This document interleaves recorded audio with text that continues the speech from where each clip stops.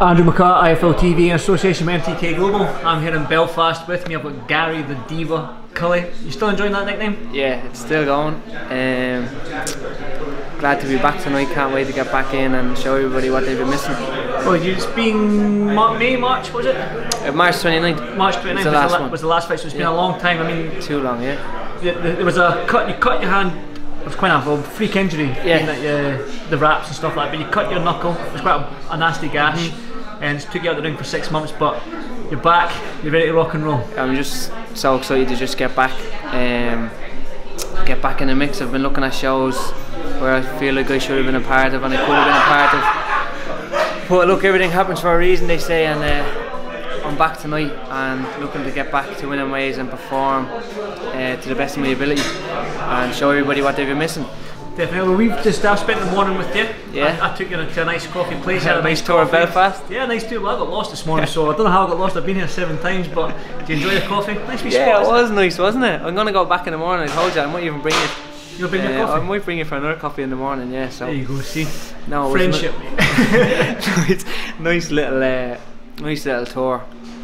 Stretch the legs, so yeah, I'm just looking forward to just trying to pass time now to get in. It's in what, 2-3 hours? It's one of them stories that, like, I always speak to you, every time we spoke to each other, you've always, even when you were 3-0, 4-0, you've always mentioned big names. I want this name, X, this fight, I want this fight, but nobody's really took the fight with you. You know what I mean? So again, this is one of them fighters, journeyman fighters, that is going to come, obviously, he's going to come to fight, but it's a journeyman, a name that you don't want in your record, if that's safe to say, but I suppose in 2020 you're wanting the bigger names in the lightweight division, don't you? Yeah, like I was meant to fight a Polish guy 4-1, so I like that fight because 4 wins 1 loss is quite a nice record, and he would have been coming over to win. Like, he's only 1 loss, he would have been coming here to win, but yeah, he pulled out last minute and we got a 6-4. He's still a winning record, so still I don't want to fight guys with losing records, so this guy's still got a winning record, 6 wins 4 losses, he stopped 4 guys, so yeah, it's just a nice one to get back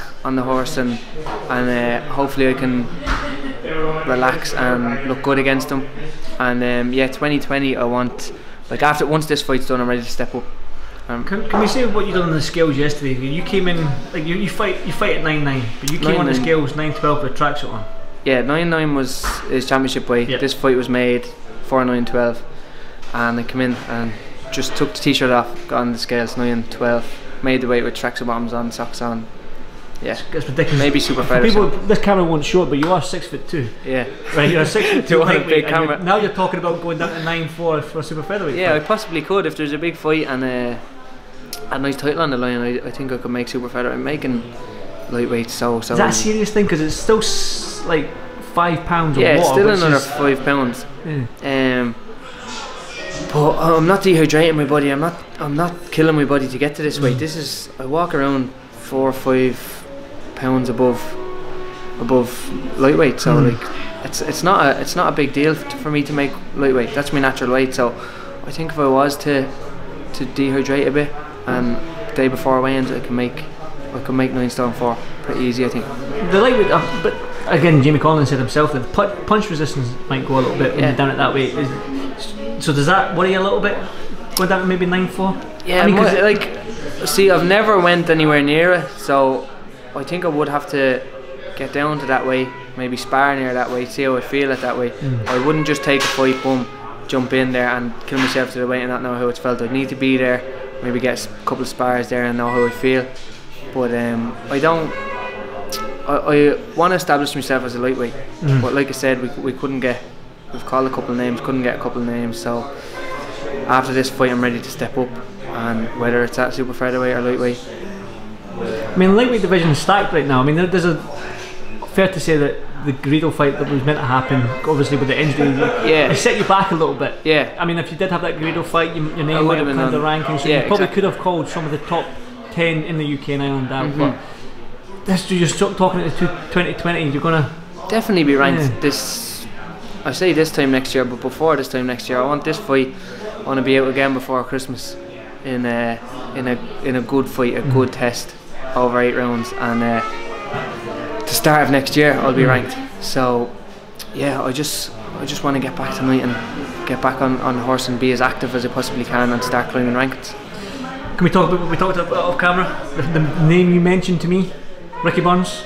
Yeah. You didn't see it? Was that you mentioned to me? I was just giving you names. Yeah, well, like, I want somebody who people know and who's going to get people talking, like a 50-50 fight basically. And I feel like I'm at that level, so I would like somebody. I'm not saying I want to fight Ricky Burns, but I want someone at that kind of level who's fought, challenged for world titles, who's held world titles. Somebody along that sort of at that sort of pedigree, to challenge myself and to see where I'm really at. Yeah. So yeah, I'm not like saying these names if I'll kill him. It's just to see where I'm at as well myself. I believe I'm one of the best lightweights out there. So I want to test myself and see if I am what I think I am. The lightweight division at world level is ridiculous right now. We've got Lomachenko, you've got the Devin Haney, who's 20 years old, 24-0. I mean, world level, it's probably one of the top 3 or 4 divisions, talent-wise. Yeah. I mean, that must excite you, does it? Yeah, of course. I want to unify against Devin Haney someday. Oh, really? Yeah, definitely. That's a plan that I've had, but he's obviously WBC interim now. He's pro a lot longer than I am. He's ranked longer than I am, so it will take us a little while to get there. But he's only 20, so he'll be there for a while. Yourself? I'm 23, so he'll be there for a while, and that's a fight I would love somewhere down the line. Well, again, it's not like you're both lightweight just now. You just make the weight comfortable. As both of you get older, you will probably step up in that division as you get older. And maybe at the same time we could, but and like that as well. It's not, oh, Devin Haney, he's there, I want to kill him. It's just because he's at the position right now that I want to be at. So somewhere, and we're about around the same age. We're about. Have you seen Devin fight before? Yeah, I've seen him fight. He's a quality fighter. Yeah, but that's why I want to fight him, because he's a quality fighter. I don't want to fight bums, That's why I want to test myself. I want to see where I'm at. So, I think 2-3 years down the line, pick up a world title. He's gonna have a world title. He's that good as well. So, 2 of the best. Can I give you a matchmaker's? If you could be a matchmaker for yourself, I mean, and you could pick anyone right now, obviously world champion aside, because obviously it's probably a ridiculous thing to do, but right now, for you to get that name that will propel you into that world stage, who would you like to face? Yeah, I don't know really. There's a lot out there, but it's taking the right level at the right time. I'm not going to say that I want to fight someone who's a world champion right now, because I'm not ready for that yet. So, like I mentioned Scott Carl to you. Yeah. Scott Carl's coming to the end of his career. I don't know if that's a fight he would be interested in, but somebody who's held a British title, Robbie Barrett, I've mentioned before. Yeah. Someone along those who has established himself already and who has a good career behind him. That when I beat them, people will go, "Alright, this kid means business. He's beaten this guy." Not someone who's, "Oh yeah, he should have beaten him." You know what I mean? They're getting no credit from him. Yeah, well, he's expected to beat him. But yeah, someone who's established him. When I beat them, oh, who's this kid coming up in the ranks? You know what I mean? Because for people that obviously haven't seen you, because you fought in Belfast quite a lot, and but would you like the opportunity to possibly maybe fight in Glasgow, Manchester, Liverpool, London? Because MTK are putting on loads of shows, they're doing wonders. MTK is everywhere every week now. So I'm, like I said, boxing fans in Ireland might know me, but if you were to say my name to somebody in England, they don't know who I am. So I want to start branching and getting my name out there in different parts of the UK. So hopefully I can get on a couple of shows, Manchester, Liverpool, one of these shows, and start branching out there, and then maybe pick up a fight over there, a 50-50 fight over in England, win that, and then that's when people start taking notice, But like boxing fans, like I said, boxing fans down here know me, but I want to start branching out and hopefully get to the UK soon enough. Because no disrespect to your opponent tonight, you really want maybe a top 15 UK and Ireland, don't you? One of them guys who maybe have fought for the British title, like you said. Exactly. You mentioned the Scottish champion, lightweight champion as well, haven't you? Who was it? McCART. McCART, yeah. Calvin like McCART, just somebody who's there and who's good, who's ranked. You know what I mean? So, Paddy, what's up? There's the boss there. What's happening, Paddy? Yeah, like there's so many fighters out there. I'm throwing these names at you, but there's so many different ones. This is just top of my head. But someone who's quality fighter, who knows his way around the ring. Do you know what I mean? And I'm not disrespect to anybody. When you face somebody like that, sorry for cutting you off there, but when you do face somebody like that, do you think we're going to see the best guy? That's when it is going to be. That's when I can really get up for a fight. When them nerves are there, and when the crowd is excited, when everybody, when there's a build up to it, and when there's a threat there and a risk. That's what I want. I want the risky fights where people's going, oh, should he have taken that just yet? And then I can show who I really am, and then when I beat them, then it's going to put everybody on notice. Do you know what I mean? Yeah, definitely. Well, a couple of hours from your fight anyway, so I'll keep the last question. The golden contract. If the MTK came to you with that idea for the lightweights, would you put your name forward for that? Of course. Look at that tournament. That tournament is unbelievable. Yeah, of course I'd be interested in that.